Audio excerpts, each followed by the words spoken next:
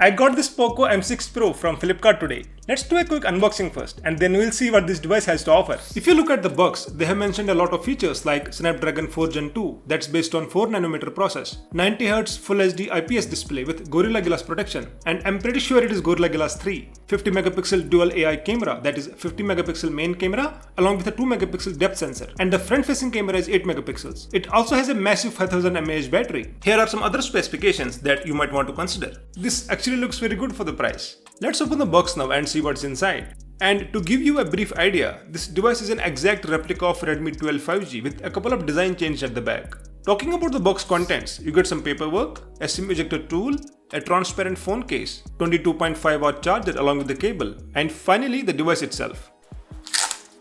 Well, the device is quite big with an approximately 6.8-inch display, but it does not feel that heavy. The bag is made of glass and that's very rare for this price point. There is a side-mounted fingerprint sensor, 3.5mm headphone jack, IR blaster and a hybrid SIM slot. So you can either use two SIM cards at once or one SIM card and an SD card. Let's quickly turn this on and check the software experience. Poco M6 Pro is running on MIUI 14 and you get Android 13 out of the box. Poco is also promising 2 years of OS upgrades and 3 years of security updates. So Poco M6 Pro is going to receive Android 15 as the final OS update. And regarding the bloatware, there is a lot actually. So if you are planning to get this phone for your parents or grandparents, please make sure to remove all these unnecessary applications and disable all advertisements. If you are not sure how to do that, I will leave some links in the video description that might be helpful. I also ran some benchmarks and Snapdragon 4 Gen 2 is performing well.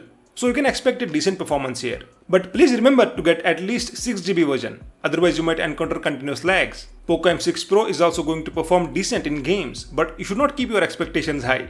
Regarding the camera, if you remember the specs, you might have already understood that only the main camera is worth. So just think that you are getting a phone with a single camera setup. Let me show you a couple of shots I took with this phone that will give you an idea about the camera performance. These are some of the shots I took during daylight. And here are some more under artificial light. I also wanted to check the video capabilities of Poco M6 Pro, so here are some video samples.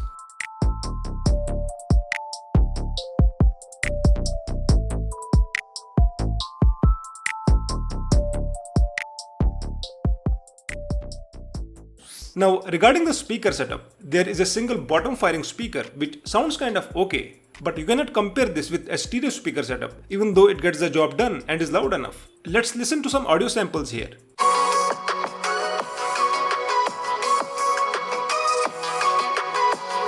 Now the display. Well, the panel looks quite good with a peak brightness of 550 nits, and that's an improvement over Poco M5 Pro that had 500 nits of peak brightness. You won't face any problem while using this phone indoors, but under direct sunlight, you are definitely going to have a hard time. I think this is okay if you consider the price. Poco M6 Pro also supports 5G, and here's a list of 5G bands that you get here. You can use two 5G SIM cards if you are not planning to add any external storage. But they should have given a dedicated SD card slot. And I forgot to tell you that Poco M6 Pro offers IP53 dust and splash resistance. And that's a really good upgrade from Poco M5 Pro. Also wanted to keep you informed that any Xiaomi or Poco device does not support navigation gestures with any third-party launcher like Nova or Launcher. You have to use navigation keys. This is the major drawback for Xiaomi and Poco devices. If you love customizing your Android phone, this might be a negative point for you.